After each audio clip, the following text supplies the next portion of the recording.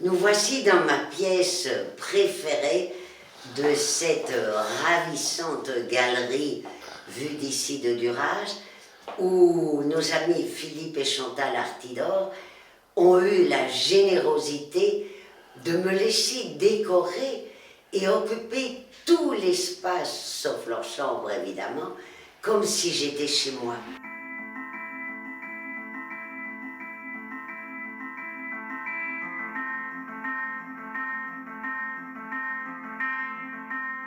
Et cette pièce, nous l'avons surnommée l'Oratoire, en hommage à Marguerite Duras, puisque nous sommes dans le village de Duras, qui a inspiré son nom, puisque vous savez tous, je pense, qu'à l'origine, elle s'appelait Marie Donadieu.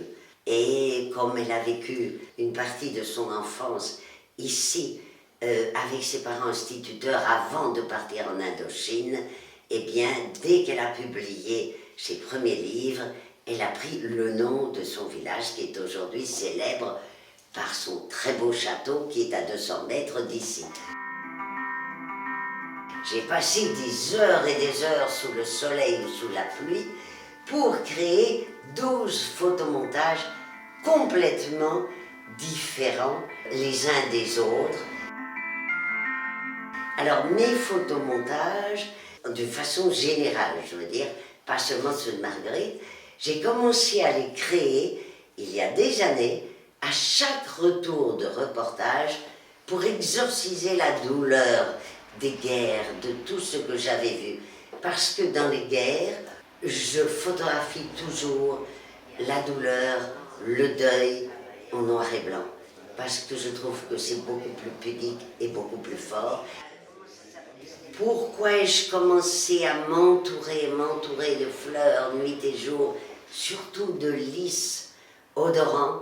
C'est lorsque je rentrais du front à Saigon Phnom Penh, mes habits avaient été tellement imprégnés de l'odeur de la mort.